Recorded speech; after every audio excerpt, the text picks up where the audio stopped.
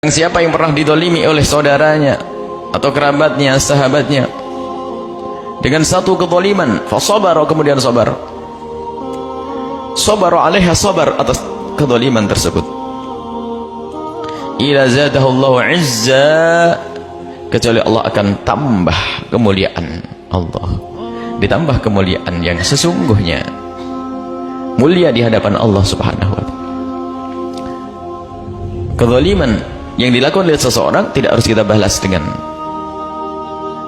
permusuhan, akan tapi ketahuilah hitungan kita ini ada nanti di akhirat, dan kita punya Allah Tuhan yang selalu ada di antara kita dengan saudara kita. Kalau kita berurusan, dan memang cara bagaimana kita menjalankan hidup ini dengan benar, jadikan Allah di tengah-tengah kita. Maksudnya di tengah-tengah kita itu di antara kita. Kalau kita urusan dengan saudara, harus kita yakin ada Allah. Bukan Allah bertempat, bukan. Allah tidak butuh tempat. Maksudnya apa? Selalu kita hubungkan dengan Allah. Aku berurusan dengan tetanggaku, ada Allah di situ.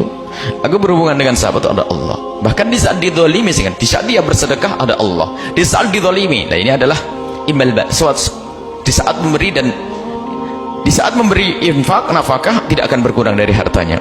Dan di saat didolimi pun ternyata tidak akan rugi, asalkan dia sabar. Akan ditambah oleh Allah Azza kemuliaan, semakin mulia di hadapan Allah Subhanahu wa ta'ala. Permasalahannya adalah beratnya orang untuk bisa bersabar di saat dizalimi, apalagi yang punya kemampuan untuk bisa memberontak, membalas, dan seterusnya. Dan begitulah setan tidak akan diam melihat anak Adam ini mau masuk surga, sehingga yang berbuat zalim itu masuk neraka terlebih dahulu. Yang berbuat zalim masuk neraka terlebih dahulu. Saudara yang merebut waris, tetangga yang curang urusan pertanian, atau macam-macam. Orang yang berbuat zalim neraka, setan bertepuk tangan.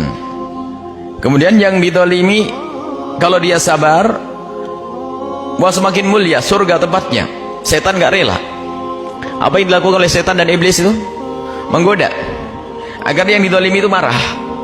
Setelah marah menggunjing, setelah menggunjing balas, malah menggunjing, habislah pahalanya, masuk neraka. Kata iblis, ente jadi kawan anak sekalian. Makanya jangan sampai kita kebawa oleh iblis. Siapapun yang dizalimi, pakai sabda Nabi yang Nabi bersumpah untuk menyebutkan masalah ini. Dizalimi, agar berakhir semuanya. Kekuatan Allah mengalahkan semua kekuatan yang ada di muka bumi ini.